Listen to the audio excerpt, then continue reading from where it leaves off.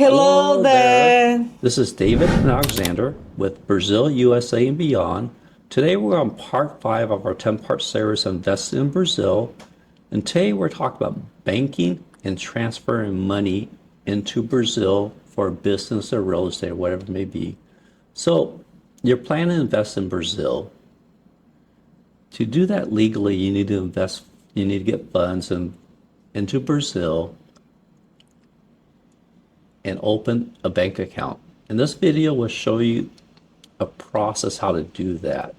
It may not be all inclusive because everybody's different, situations are different, stuff like that, but this is the typical situation.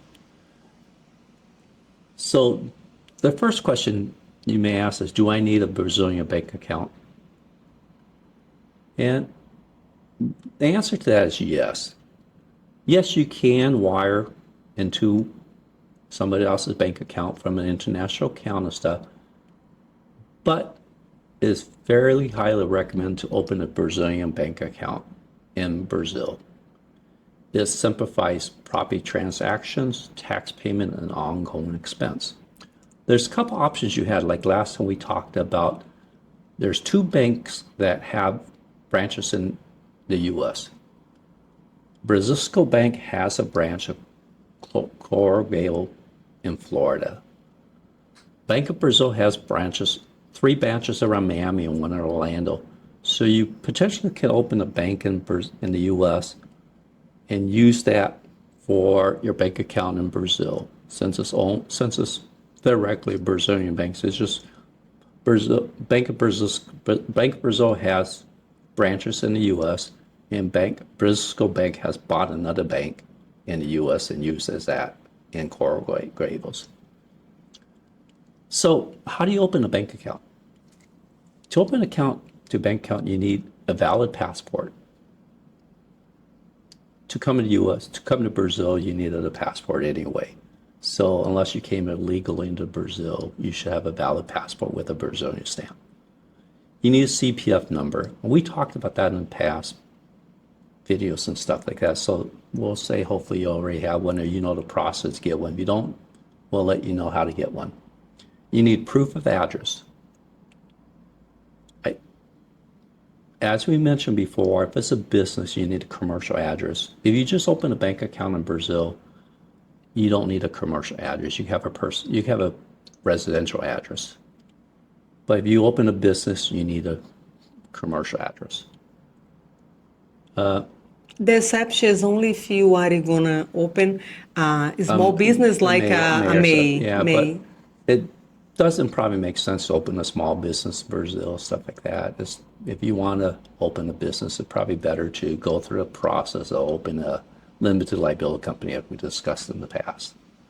Sometime in Brazil, you need a representative, a lawyer. Not all the time, but everybody's situation is different. And some banks require in-person interviews, while others may not. It's just every bank's a little bit different. It all depends on the more money you bring into Brazil, just like the higher account you have an account in Brazil, you have what they call prime membership or higher levels of membership. That's a lot easier for bank and stuff like that. But we're just talking generically. The next thing is transferring money legally. You need to use your bank. Once you open your account, you use your local bank to send funds via SWIFT transfer to your Brazilian account. And it's wire. You wire your money from your bank account in the US to the bank account in Brazil. You need to know the purpose of this transfer. You need to they're going to ask you, what's the purpose? What is it for? Why you bring this money in? To make sure if you're buying real estate capital contribution to a company, you need to make sure you have, for real estate, a contract. For business, as we talked about, you have association. Actually, for the whole state, they require a contract, a deed. Yeah, okay. Yes, everything legally. They require documents from the buyer and from the seller. Nobody can have any problem or debt in Brazil. Correct. And for business, you need an article of association and a business ID, correct? Yeah. And once you do this, and you need to make sure you have compliant with the Central Bank of Brazil.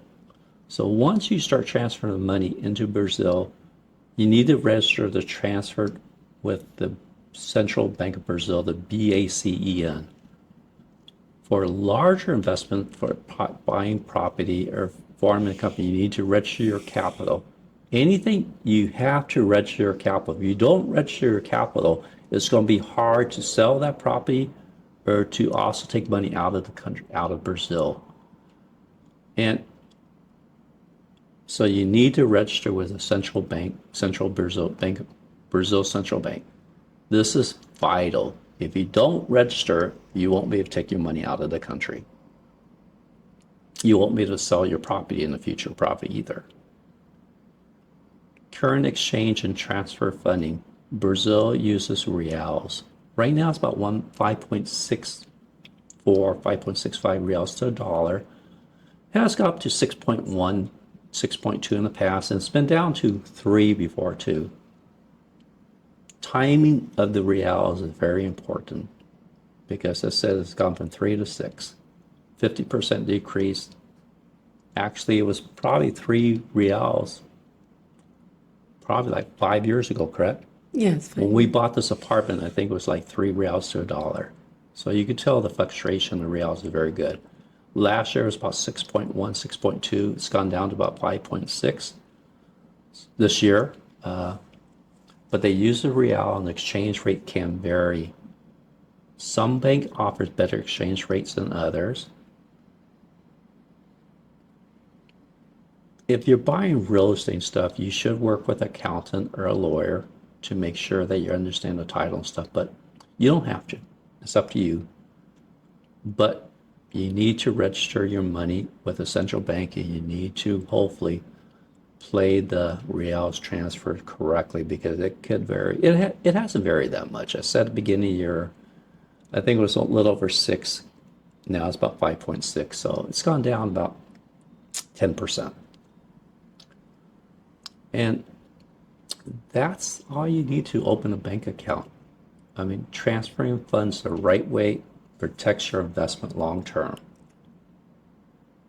And as we always said, you want to do the correct thing. It's going to help you in the long run. And it's going to eliminate problems and stuff like that. So, in recap, yes, it's better to have a bank account in Brazil, but you don't have to. But it's going to be hard to transfer money back and forth all the time. And sometimes it takes time. We use Remedy or Western Union to our bank account here. So it's easy to transfer via that or wire transfer.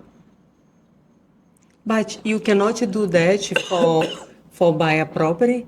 Yes, usually if you're gonna invest in business or buy a property, buy a car, something else, the right way to do that is wire. Because you could transfer larger sums of money. Remedy and Western Union limit your transfer a certain amount, unless you're going to ongoingly transfer stuff like that. That's through time after you build your account up.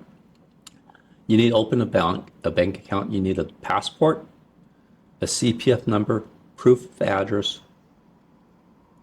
and sometimes a Brazilian representative or lawyer. And sometimes you have to go in person to set up an account. I think Kasha, you need to go set up in person, correct? You can't do it online. But it all depends on the bank and stuff like that. The third thing, you need to transfer your money legally. You need to register it through this bank, the Central Bank of Brazil. And once you do that, you're able to transfer money into Brazil. It's an easy step, pretty similar to the U.S. You need a social security number, or you need a tax ID number most of the time. Some banks you don't have to in the U.S., but most of the time you need some type of number. So it's not really that hard to transfer money into Brazil and to open a bank account. Take a little bit time. Takes time, yeah. Yes, when you wire money from like US or another country, the Banco do Brasil, they gonna check all documents, the buyer and then the seller. If something is wrong or have a problem, they're gonna take a while. For example, in our case, it took 6 months. 6 months, yeah. And then you have to be very carefully if you have the deadline to do something, do that in advance because sometimes you don't know how long it takes. Yeah. We had a different situation, as mentioned. Everybody's situation is a little bit different. Ours was a little bit different. My situation We don't was, have no problem. It's Yeah. because the property we bought it was an inheritance, and then they have to make sure everything is the family members they were in agreement. It was a long process. but the first bank transfer they denied. They didn't do Yeah. it. They didn't wire transfer. So they can't, they bank the central bank denied the wire transfer. The second time they approved it after 6 months after we pretty much said we're going to cancel it. So, but our situation is a little bit different because my CPF account was a little bit different, and you want to make sure that Brazil will double taxation you. So if you have a CPF, it is vital to make sure your CPF number is correct and is used for the right purpose. I was a permanent resident in Brazil with understanding that when they set it up, I was going to live in Brazil, but I never lived or worked in Brazil, but they wanted to tax me for my income in the US. That's what took the long time. So you got to make sure you set up your CPF correctly because you don't want to be taxed for all your money, income you earn in a different country. But it's pretty easy in essence, but it could be time consuming. It could be a pain. Hopefully it's not, because everybody's situation is different. And just like anywhere else in the world, some people can open a bank account very easily and some people can't.